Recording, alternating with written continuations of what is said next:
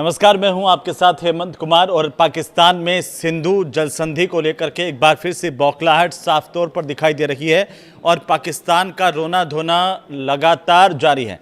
अब पाकिस्तान की जो पीपल्स पार्टी है पीपीपी, उसके चेयरमैन बिलावल भुट्टो जरदारी ने सिंधु जल संधि को सस्पेंड करने को लेकर के भारत को एक नई धमकी दी है। इससे पहले आपको याद है कि 2 दिन पहले ही पाकिस्तान ने ये कहा था धमकी देते हुए कि अगर हमारा पानी रोका तो हाथ काट देंगे। और उन्होंने ये भी कहा कि सिंधु जल संधि अभी भी लागू है, भारत इसे एक तरफा खत्म नहीं कर सकता है, क्योंकि ये पाकिस्तान ने सिंधु जल संधि पर एक बार फिर से भारत को धमकी दी है। पाकिस्तान के जलवायु परिवर्तन मंत्री जो है मुसादिक मलिक, वो कह चुके हैं कि अगर किसी ने पाकिस्तान के हिस्से का पानी रोकने की कोशिश की तो हम उन हाथों को काट देंगे। और उन्होंने ये दावा किया कि भारत पाकिस्तान के हिस्से के पानी को रोकना चाहता है। और अब एक और धमकी आई है। अब क्या धमकी आई है? अब आई है दरअसल पीपीपी के जो चेयरमैन है बिलावल भुट्टो जरदारी, उन्होंने सिंधु जल संधि को सस्पेंड करने को लेकर भारत को एक नई धमकी दे दी है।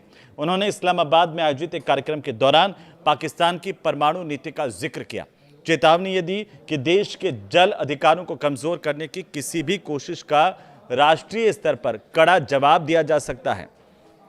कैसे दी? लेकिन पाकिस्तान की गीदड़ भभकियां कोई नई बात नहीं है। बार बार समय समय पर पाकिस्तान में जब भी बौखलाहट होती है वो इसी तरह की भाषा पर उतारू हो जाता है, इसी तरह की धमकियों पर उतारू हो जाता है। इस बार नया राग क्या अलापा है वो हम देखते हैं इस वीडियो में, क्योंकि इस्लामाबाद में एक कार्यक्रम का आयोजन हो रहा था, अंतर्राष्ट्रीय सेमिनार का आयोजन हो रहा था और यहाँ पर बिलावल भुट्टो संबोधित कर रहे थे। बिलावल भुट्टो ने सिंधु जल संधि रोकने के भारत के फैसले को पाकिस्तान की परमाणु नीति से जोड़ दिया।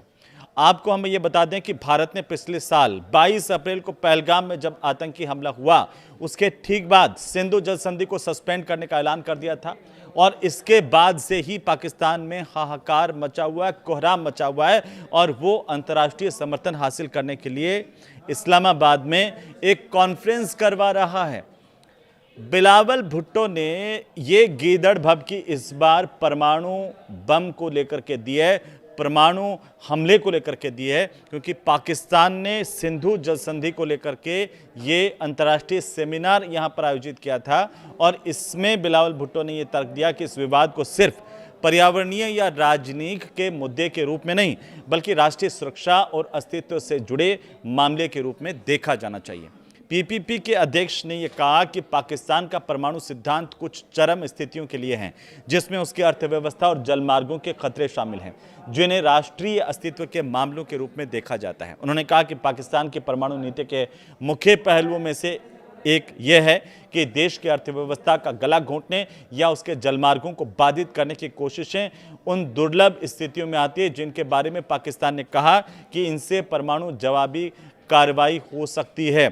बिलावल भुट्टो ने आगे क्या कहा इस गीदड़ भभकी में, इस गीदड़ धमकी में, कि अगर पाकिस्तान की पानी तक पहुंच को सीमित करना परमाणु तबाही जैसी स्थिति पैदा करता है तो इस्लामाबाद को इसे अस्तित्व के लिए खतरा मानना चाहिए और इसके लिए व्यापक प्रतिक्रिया की जरूरत है। अब आप इस बयान से समझ सकते हैं कि पाकिस्तान में कितनी बौखलाहट है। जैसे ही भारत की तरफ से यह ऐलान किया गया था, उसके बाद से ही लगातार कुछ कर नहीं पा रहा पाकिस्तान, लेकिन वो सिर्फ बातें बड़ी बड़ी कर रहा है, वो धमकियां दे रहा है एक के बाद एक। हालांकि भारत जानता है और पूरी दुनिया जानती है कि पाकिस्तान की इस गीदड़ भभकी का किसी पर कोई असर होने वाला नहीं है, क्योंकि जो पाकिस्तान का चेहरा पूरी दुनिया ने देखा वो आतंक का चेहरा है, वो दोगलापंथी का चेहरा है। वो चेहरा एक बार फिर से पूरी दुनिया के सामने है कि कैसे आतंक परस्त मुल्क पाकिस्तान किस तरह की भाषा का इस्तेमाल कर रहा है। पाकिस्तान की परमाणु नीति क्या है, ज़रा इसे समझिए। और उन्होंने ये कहा कि अगर पाकिस्तान के जल स्रोतों का बंद होना परमाणु तबाही यानी कि न्यूक्लियर आर्मागेडन जैसी स्थिति पैदा करता है तो पाकिस्तान को इसे सिर्फ पर्यावरण के तौर पर, मुद्दे के तौर पर नहीं देखना चाहिए, बल्कि इसे पाकिस्तान के अस्तित्व पर हमले के रूप में देखना चाहिए। तो देखो ना, मना किसने किया? हम भी तो यही चाहते हैं कि आप पाकिस्तान के अस्तित्व के तौर पर इसे देखना सीखें। कम से कम आप अपना ये काला चेहरा जिसमें आतंकवाद छिपा है उसको पहचान पाएं। अगर किसी दिन आपने वाकई पाकिस्तान आईने में खुद को देख लिया तो आपको इतनी ज़्यादा शर्मिंदगी होगी कि आपको उसी सिंधु के चुल्लू भर पानी में डूब मर जाना चाहिए। और उन्होंने आगे यह भी कहा है कि इस यहाँ नहीं रुके हैं बिलावल भुट्टो जो है, वो आगे ये कह रहे हैं कि मिलकर के हम सैन्य जवाब देने की इस पर ज़रूरत है। पीछे देख लीजिए क्या हुआ था। जब आप इस तरह की बातें करते हैं तो आप क्या संदेश देते हैं, सबसे बड़ी बात यह है। लेकिन हालांकि भारत इसे सीरियसली नहीं लेता है। इस तरह की गीदड़ भभकियां हम लगातार पाकिस्तान बनने के बाद से देख रहे हैं, लेकिन पूरे मुल्क का सत्यानाश कर बैठा है पाकिस्तान। और आपको ये बता दें कि पाकिस्तान की परमाणु नीति क्या है, क्योंकि पाकिस्तान की परमाणु नीति को लेकर ये कहा जाता है कि विश्वसनीय न्यूनतम प्रतिरोध पर यह आधारित है, और अब ये पूर्ण स्पेक्ट्रम प्रतिरोध में बदल गई। इसका मतलब क्या है? इसका मतलब यह है, सीधा सीधा अर्थ यह है कि सीमित संघर्षों से लेकर के बड़े पैमाने तक होने वाले युद्धों पर तक हर स्तर के खतरे को रोकना, ये कहता है पाकिस्तान। लेकिन सिंधु जल संधि को लेकर के इतना बौखलाया हुआ पाकिस्तान क्यों है, इसे समझने के लिए आपको इसको समझना होगा कि सिंधु जल संधि पर पाकिस्तान कितना निर्भर करता है। क्योंकि पाकिस्तान की जो 80% कृषि भूमि है और अर्थव्यवस्था है, वो सिंधु नदी प्रणाली के पानी पर निर्भर है। और इस संधि के अनुसार पूर्वी जो नदियां हैं, जिसमें रावी है, ब्यास है और सतलुज, इनका पानी भारत के पास है। और जो पश्चिमी नदियां निकलती हैं, जिसमें सिंधु है, झेलम है और चिनाब है, इनका पानी पाकिस्तान को मिलता है। अब पाकिस्तान का ये आरोप रहा है कि भारत बांध और नहरों का निर्माण करके और हाइड्रोलॉजिकल डेटा शेयर नहीं करके उनके अधिकारों का हनन कर रहा है, जिससे उसकी अर्थव्यवस्था, ऊर्जा क्षेत्र खतरे में पड़ गए हैं। ये पाकिस्तान का मानना है।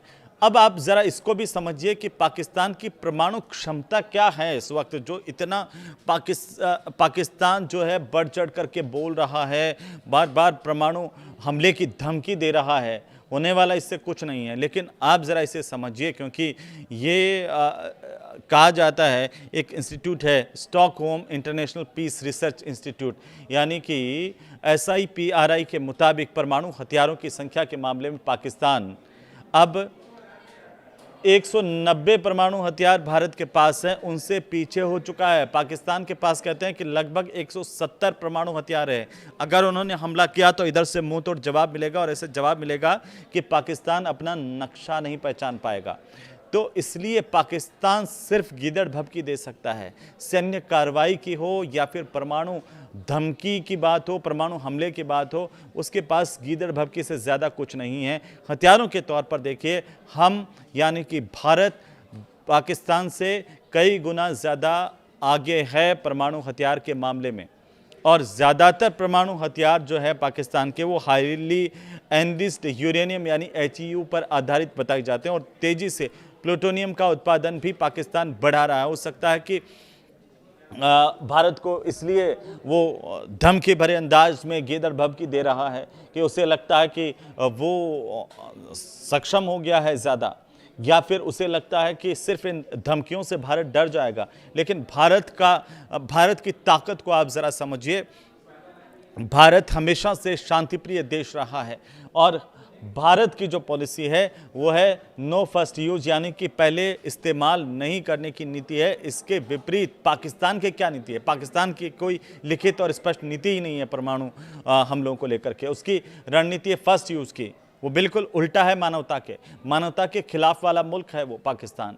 और ये पाकिस्तान की नीति रही फर्स्ट यूज की, हम पहले मारेंगे। यानी संकट या युद्ध के वक्त में भारत के खिलाफ पहले भी परमाणु हमला पाकिस्तान कर सकता है, चाहे वो मिराज हो, F-16 हो, उन विमानों के जरिए परमाणु बम गिरा सकता है, ऐसा पाकिस्तान का मानना है। क्योंकि हमारे पास उससे कई गुना ज़्यादा तकनीक है, जिसको हमने लगातार आपने देखा होगा कि कैसे जो एक के बाद एक युद्धों में उसकी हार हुई है और इतना बुरी तरह पाकिस्तान पिटा है, वो सब ने देखा, वो पूरी दुनिया ने देखा है। लेकिन आपको ज़रा इसे समझना बहुत ज़रूरी होगा कि आखिरकार पाकिस्तान इतना जो गीदड़ भभकी दे रहा है, जो इतना बौखलाया हुआ है, उसका मुख्य कारण क्या है? क्योंकि जैसे मैंने पहले जिक्र किया कि जो पाकिस्तान के जलवायु परिवर्तन मंत्री हैं, उन्होंने ये बयान दिया था कि पाकिस्तान के हिस्से का पानी अगर किसी ने रोकने की कोशिश की तो हम उन हाथों को काट देंगे, और दावा किया कि भारत पाकिस्तान के हिस्से के पानी को रोकना चाहता है। जो मुसादिक मलिक है और उन्होंने सूचना मंत्री अताउल्लाह तरार के साथ एक जॉइंट प्रेस कॉन्फ्रेंस की थी और इसमें यह बोला कि पड़ोसी देश के प्रधानमंत्री के हाथ में एक नल है। वे कहते हैं कि पाकिस्तान में पानी की एक बूंद भी नहीं जाने देंगे। जो हमारे हिस्से के पानी पर दावा करेंगे उनका हम हाथ काट देंगे। तो ये समझिए कि आखिर ये सिंधु जल संधि स्थगित होने से पाकिस्तान में इतनी बौखलाहट क्यों है। इसका सीधा सीधा जवाब है दोस्तों कि सिंधु जल संधि स्थगित हुई है, उसकी वजह से पाकिस्तान में जल संकट खड़ा हो गया है, पानी का संकट खड़ा हो गया है। पाकिस्तान कुछ कर नहीं सकता, ना उसके पास कोई चारा है, वो सिर्फ बयान दे सकता है। एक कहावत है, थोता चना बाजे घना, बस पाकिस्तान पर वही लागू होती है। क्योंकि अब एक एक करके आप समझिए कि इसके इम्पैक्ट पाकिस्तान में क्या हो रहे हैं। भारत का ये जो फैसला था उससे पाकिस्तान किस हद तक खोखला हो गया है। क्योंकि सिंध और बलूचिस्तान के जो प्रांत को आप देखेंगे तो पाकिस्तान में अब इसकी वजह से गंभीर जल संकट खड़ा हो गया है। देश की जो करीब 1/3 आबादी है वो इससे प्रभावित हुई है और नॉर्थ वेस्ट कैनाल जो है उसमें 64% पानी की कमी आ गई है। इसके अलावा पाकिस्तान की जो राइस कैनाल है उसमें 38% और दादू कैनाल में 82% पानी की कमी है। आप इस बात से अंदाज़ा लगा सकते हैं कि पानी बचा नहीं है। वैसे तो पानी पाकिस्तान की आंखों में भी नहीं बचा है, लेकिन वहाँ के नहरों में भी नहीं बचा और लोगों के वहाँ पर उपयोग के लिए भी नहीं बचा। ये असर भारत के फैसले का है। क्योंकि इसके अलावा आप देखिए जो पाकिस्तान का सुकूर बैराज है वहाँ का जल स्तर लगातार घट रहा है और यही टेंशन की वजह है। जो लोकल लीडर्स हैं पाकिस्तान के, स्थानीय नेता जो पाकिस्तान के, उनका ये आरोप है कि पानी के बंटवारे को लेकर के सरकार की नाकामी से पाकिस्तान के किसान अर्थव्यवस्था को नुकसान हो रहा है। और ये जो भारत की तरफ से फैसला किया गया था वो फैसला अब पाकिस्तान को नाकों चने चबवा रहा है। पाकिस्तान ना कुछ कर पा रहा है ना कुछ, और वो भी बिलबिला रहा है, जैसा कि आप इन बयानों में देख रहे थे। क्योंकि 21 जून को पाकिस्तान के जो रक्षा मंत्री हैं उन्होंने भी एक बयान दिया था। उन्होंने ये कहा था कि हम भारत के खिलाफ जंग छेड़ सकते हैं, लेकिन ऑपरेशन सिंदूर के वक्त क्या हुआ था, मुंह छिपाए भाग रहे थे। अब आप ज़रा इस बात को समझिए कि भारत और पाकिस्तान के बीच में बार बार इस बात का जिक्र आता है सिंधु जल समझौता, ये है क्या, इसकी नींव कैसे पड़ी थी और अब इसके इम्पैक्ट क्या हो रहे हैं। जब भारत कह रहा है कि ये सिंधु जल समझौता हमने सस्पेंड कर दिया है। तो सिंधु प्रणाली में कुल 6 नदियां हैं जिनके नाम हैं सिंधु, झेलम, चिनाब, रावी, ब्यास और सतलुज नदी। ये आप समझिए इनके किनारे का इलाका करीब करीब 11.2 लाख वर्ग किलोमीटर में ये फैला हुआ है इलाका। इसमें 47% जो ज़मीन है वो पाकिस्तान में आती है और 39% के करीब ज़मीन भारत में, 8% की ज़मीन जो है वो चीन और 6% अफगानिस्तान में भी इस पूरे किनारे की आती है। और इन सब देशों के करीब 30 करोड़ लोग इस इलाके में रहते हैं। 1947 में जब भारत और पाकिस्तान के बंटवारे से पहले पंजाब और पाकिस्तान के सिंध प्रांत में के बीच में नदियों के पानी को लेकर के ये बंटवारा हुआ था और झगड़ा यहीं से शुरू हुआ। क्योंकि 1947 में भारत और पाकिस्तान के जो इंजीनियर्स थे उनके बीच में स्टैंड स्टिल समझौता हुआ और इसके तहत जो 2 मुख्य नहरें हैं उनसे पाकिस्तान को पानी मिलता रहा है। ये समझौता 21 मार्च 1948 को हुआ था और 1 अप्रैल 1948 को जब ये समझौता लागू हुआ और इसे लेकर के कई तरह की चर्चाएं हो रही थी, और उसके बावजूद जब ये लागू नहीं रहा तो भारत ने दोनों नहरों का पानी उस वक्त रोक दिया था और इससे पाकिस्तान के जो पंजाब प्रांत की 17 लाख एकड़ की जो ज़मीन है उस पर खेती पूरी तरह से बर्बाद हो गई थी। अब दोबारा जब समझौता हुआ तो भारत पानी देने को लेकर के राजी हुआ। इसके बाद अगर हम देखें तो 1951 से लेकर के 1960 तक वर्ल्ड बैंक की मध्यस्थता में भारत और पाकिस्तान के पानी के बंटवारे को लेकर के बातचीत चली, लंबी चली और आखिरकार 19 सितंबर 1960 को कराची में भारत के प्रधानमंत्री तत्कालीन जो पीएम थे पंडित जवाहरलाल नेहरू और पाकिस्तान के राष्ट्रपति अयूब खान के बीच में एक समझौता हुआ, दस्तखत हुए और इसे इंडस वाटर ट्रीटी यानी कि सिंधु जल संधि कहा जाता है, क्योंकि पाकिस्तान के पक्ष में अब ये कहा जाता है कि ये जो सिंधु जल समझौता था वो उस वक्त पाकिस्तान के पक्ष में हुआ, क्योंकि इंडस वाटर सिस्टम में जैसे मैंने बताया कुल 6 नदियां हैं, सिंधु, झेलम, चिनाब, रावी, व्यास और सतलुज नदियां।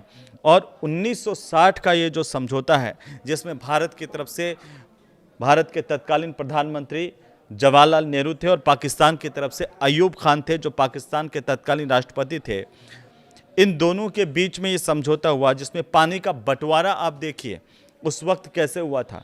पाकिस्तान को 80% पानी देने पर भारत राजी हुआ और भारत के हिस्से में कितना % पानी आया, 20% पानी। और पाकिस्तान को सिंधु, झेलम और चिनाब का पानी मिला तो भारत को रावी, व्यास और सतलुज का पानी भारत के हिस्से में आया और इसी वजह से यह विवादित समझौता कहा जाता है हमेशा से। अब सिंधु जल समझौता जो स्थगित किया नरेंद्र मोदी सरकार ने, उसका इम्पैक्ट क्या हुआ, जिससे मैंने आपको बताया था कि 90% से ज़्यादा ज़मीन जो है 4.7 करोड़ एकड़ इलाके में सिंचाई के लिए जो पानी है वो सिंधु नदी प्रणाली से ही मिलता है पाकिस्तान को। और पाकिस्तान की नेशनल इनकम में एग्रीकल्चर सेक्टर को अगर हम देखें तो इसकी हिस्सेदारी है करीब 23% की। इससे 68% जो ग्रामीण इलाके हैं पाकिस्तान के, वहाँ की जीविका इसी से चलती है और ऐसे में पाकिस्तान में जितने भी आम लोगों के साथ साथ वहाँ की जो अर्थव्यवस्था है वो बेहाल होती नजर आ रही है। तो पाकिस्तान की जो नेशनल इनकम में एग्रीकल्चर सेक्टर की हम बात कर रहे थे उसकी हिस्सेदारी 23% की है और इससे 68% जो ग्रामीण इलाके हैं, ग्रामीण पाकिस्तानियों की जीविका इसी से चलती है। और ऐसे में पाकिस्तान में आम लोगों के साथ साथ वहाँ की जो बदहाल अर्थव्यवस्था है वो और ज़्यादा ख़राब होती हुई नज़र आ रही है और ज़्यादा बदहाल और गिरती हुई दिख रही है। पाकिस्तान के मंगल और तारबेला हाइड्रो पावर जो डैम हैं उनको पानी नहीं मिल पा रहा है, वो सूखते जा रहे हैं और ये चिंता की बात पाकिस्तान को खाए जा रही है। यही टेंशन सबसे बड़ी पाकिस्तान के सामने है। और इससे क्या हो रहा है दोस्तों, इससे पाकिस्तान का जो बिजली उत्पादन है वो सीधा 30% से 50% तक गिर चुका है।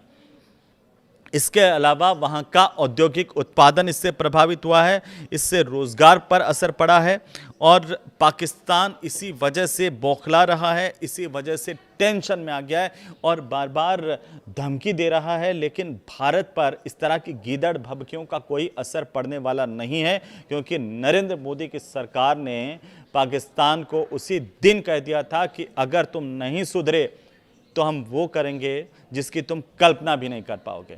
आपको ये वीडियो कैसा लगा हमें ज़रूर बताइए और हर घर तक ये वीडियो पहुंचे जिससे पता चले कि पाकिस्तान की स्थिति कैसी है। खिसियानी बिल्ली खंबा नोचे और थोता चना बाजे घना, बस सिर्फ बकवास करते रहना। इसके अलावा आतंकवाद के सहारे पनपने वाली अर्थव्यवस्था वाला जो देश है वो अब परमाणु बम की धमकी दे रहा है। इसे आप कैसे देख रहे हैं ये कमेंट करके ज़रूर बताइए।